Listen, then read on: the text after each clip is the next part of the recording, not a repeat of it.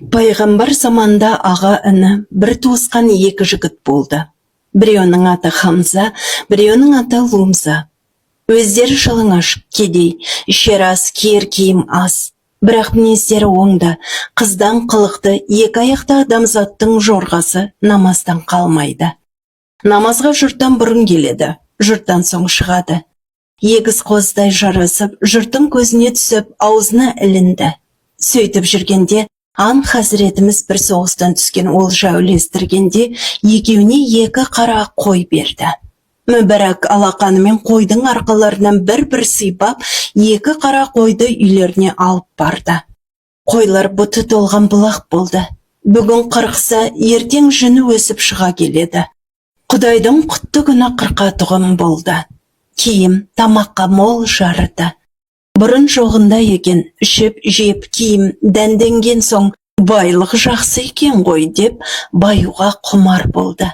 Ан Хазіретіміздің қыңқылдап, құлағының тынышын кетірді. Ағайынды екеуміздің баюымызға бата берсеңіз екен деп. Қой, балам, осы екі қойдың жүні, сүті сендерді аш қылмайды, жалаңаш қылмайды, осыған қанағат қылыңдар.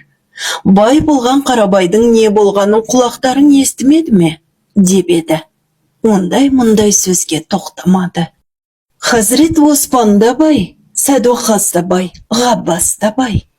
Байлар пәлен құл азат қылады, ашқа тамақ, жаяуға ат, жалаңашқа том береді.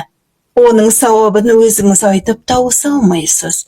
Құдайдың қанша мол жақсылығын бізден қызғанасыз ба? Деген соң, құлағына маза бермеген соң шыны ықыласпен емес. Жығылған жағыңнан тұрма дегендей, малдың астында қал деп бата беріпті. Сонан соң бұлар дүрілдеп байып, шаһарға түгіл далаға сыю қайда, жонға шығып кетті. Қиыр жайлап, шет қонып, ұзақ мойынға кетіпті. Қайыр, бұлардың байлығы сондай малының санына жете алмапты. Артқысын санаймын десе, алдыңғысы санағанын ұмытып қала берсе керек. Сан жетпеген деп, сондай малды айтса керек. Бір күндерде Ан Хазіретіміз зекетші жіберіпті. Барған зекетшіге зекет беру қайда? Әбу Жахил, Лағин Мұхаммед хақында не айтқан болса, Құран сөзінде жаттап алған екен. Ылғи пайғамбар хақында қиянат, ғайбат сөзді ағасы бастап, інісі қостап. Баяғыда бір-екі қара қой беріп едім деп, біздің қыр соңымыздан қалмай-ақ жүр екен ғой деп, барған зекетшіні жанымен қайғы қылып жіберіпті. Зекетші келіп көрген білген айтқан екен, нанбапты.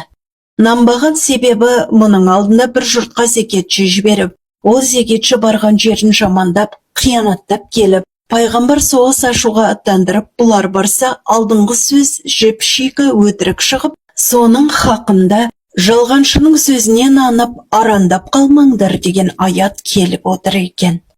Зекетшілердің сөзіне нанбай Ан Хазіретіміз өзі барыпты. Барса, малдың астында қалған екен. Қойдың жүнін тау-тау, төбе-төбе болып, және сол пайғамбар барған күні қой қырықтырыш науқан болып жатыр екен. Пайғамбар барған соң, апысы кіріп, күпсі шығып, асып-сасып. Ой, тақсырай, Құдай сізді де көрсетеді екен-ау. Жақсы келдіңіз деп, жайылып, жастық иіліп, төсек болып, ағайынды екеуі жорғалағанда, Уәлиханның астында жорға, бәйгесінің алдында келген Жаннанның көк ала жорғасы мен ханның сырғанақ боз жорғасы айдалада қалыпты. Ағасы інісіне, «Тұр, мал ап кел, сой» дегенде, інісі шыға беріп, ағасына көзін қысыпты. Онысы, өзің бері шығып кетші дегені екен. Ағасы, әлгі семізін ап келмей, арғын ап келер. Өзім шығайыншы деп, жүгіріп шығып екеу сыбырласып. Аузын ұрып, аяғын сыпырған жарықтықтарда қалай қиып бас алып соямыз. Жетім күнде не жемеді дейсің? Бір мысық сойып палау басайық деп, жанға көрсетпей мысық сойып палау басты дейді. Табақты көтеріп пайғамбар алдына ап келіп, қойған заман бір бүртік ет табақта қалмай, мысық тіріліп, шек қарын шұбатып, мияулап жүре бергенде, екеу жүгіріп шығып, ялғаннан жүннің арасына кіріп кетіп, қайта жарық жалғанның жүзіне шыға алмай қара күйе болып кетіпті. Қара күйе өзі екі түрлі болады. Себебі сол дейді, солай болғаны үшін. Бұл әңгіменің қиямет қайымғаша айтылып жүруіне мұның хақында Ләйіл сүресі келген деседі. Айналайын Хамза, Лумза малды үсті-үстіне топырлатып жиды. Санап санына жете алмады, ойлады. Сол жиылған мал сол бойымен тұрады. Өзімізге өлі жоқ, ол малға ешқайда кету жоқ деді. Ол мал, ол дүние жиюшының өзіне Хұтыма деген тозақтан кейін болмайды. Хұтыма деген тозақ ішіне түсімен күйдіріп жібереді екен. Сондай, ол Хамза, Лумза деген жүннің ішіне кірісімен күйе болды, дейді. Жалғанда осы Хамза, Лумзаны еліктеушілер ақыретте Хұтыма атылы тозаққа кіргенде түсімен күйе болып кетсе керек.